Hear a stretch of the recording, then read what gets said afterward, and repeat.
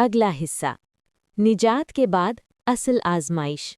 तूफान खत्म हो चुका था, पानी उतर चुका था, जमीन खामोश थी, लेकिन आजमाइश खत्म नहीं हुई थी। ईमान का इम्तिहान। हज़रत नूह अलैहिस्सलाम जानते थे, असल इम्तिहान अज़ाब के वक्त नहीं होता, असल इम्तिहान नेमत के बाद शुरू होता है। जब खौफ खत्म हो जाए, जब ज़मीन दोबारा आबाद होने लगे, जब इंसान खुद को महफूज समझने लगे, वहीं ईमान का वज़न तोला जाता है। शैतान की खामोश वापसी।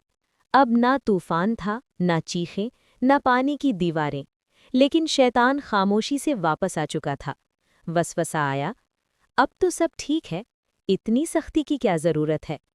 ये वो लम्हा था जहाँ पिछली कौमें फिसल गई थीं। नूह की आखिरी नसीहत।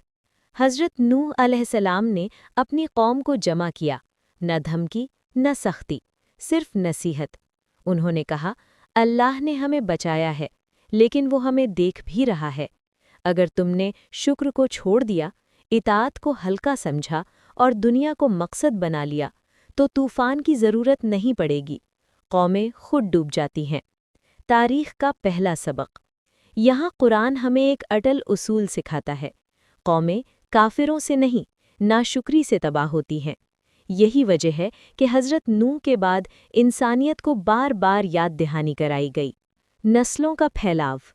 वक्त गुज़रता गया, हज़रत नूह की औलाद ज़मीन में फैलती गई, ज़बानें बदली, रंग बदले, इलाक़े बदले, लेकिन पैगाम एक था, सिर्फ एक अल्लाह।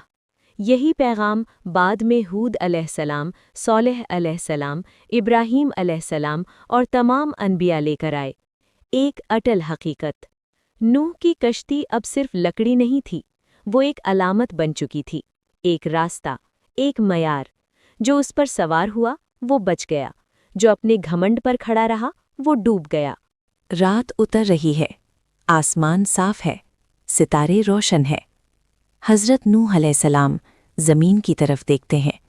एक दुनिया ख़त्म हो चुकी है, एक दुनिया शुरू हो चुकी है, और इंसानियत के सामने फिर वही सवाल खड़ा है, क्या इंसान इस बार सीखेगा या तारीख़ खुद को दोहराने वाली है? जारी है। अगर आप चाहें तो अगले पार्ट्स में हम बना सकते हैं नूह के बाद कौमों का बिगाड़, बुत परस्ती दोबारा कैसे शुरू हुई, कौम आद और समूद का तसलसल,